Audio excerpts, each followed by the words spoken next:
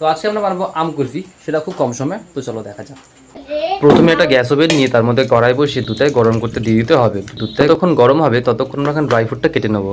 আমার কাছে কাজু কিশমিশ এবং কিছু টুটি ফুটি ছিল, আমি সেগুলোকে ইউজ করেছি। তোমরা চাইলে কিন্তু এখানে আমন্ড বা পেস্তাও ইউজ করতে পারো। তো এখানে দুধটা হাফ ফুটে গেছে, তখন আমি এখানে কেশর অ্যাড করে দিচ্ছি। কেশর দিলে কিন্তু কালার এবং টেস্ট দুটো এনহ্যান্স হয়।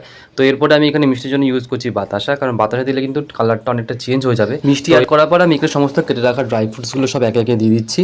তো এরপর আমি কিন্তু খুব সুন্দরভাবে এটাকে নাড়িয়ে নেবো, বেশ অনেকক্ষণ এটাকে ফোটাতে হবে। এবং যতক্ষণ না পর্যন্ত এটা 20% মতো হয়ে যাচ্ছে এবং কড়া চারিদিকে রাবড়ির মতো সরনা জমে যাচ্ছে, ততক্ষণ পর্যন্ত এটাকে খুব সুন্দরভাবে ফোটাতে হবে। তারপর যখন এটা 20% মতো হয়ে যাবে এবং রাবড়ির মতো সর জমে যাবে, তখন এটাকে আমরা ঠান্ডার জন্য নামিয়ে নেবো।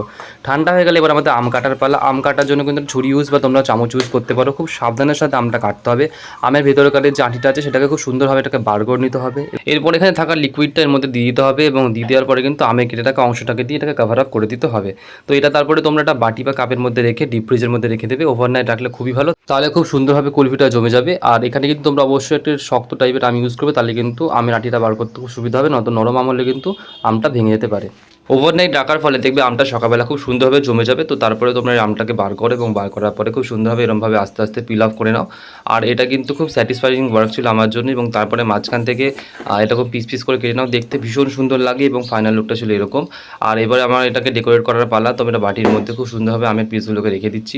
আর এরপর এটাকে ডেকোরেট করার জন্য আমি উপরে টুটি ফুটি দিয়ে দিয়েছিলাম। তোমরা চাইলে এখানে কাজু কিশমিশ পেস্তা অথবা আমন্ডের কুচি দিয়েও কিন্তু ডেকোরেট করতে পারো, দেখতে ভীষণই সুন্দর লাগে। এবং ফাইনালি ডেকোরেট করার পরে লুকটা ছিল এরকম।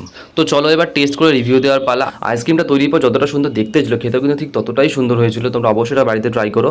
আর অবশ্যই এটা বলে দিই যে আইসক্রিমটা কাটার পরে কিন্তু সঙ্গে সঙ্গে এটা খেয়ে নেওয়ার চেষ্টা করো, কারণ এটা খুব তাড়াতাড়ি কিন্তু গলে যায়। তো ভিডিওটা কেমন লাগলো অবশ্যই আমাকে জানিও। লাইক কমেন্ট শেয়ার করতে কিন্তু একদম ভুলো না। আর দেখা হবে খুব তাড়াতাড়ি নতুন একটা রেসিপির সাথে। ততক্ষণ জানা গাইস, টাটা।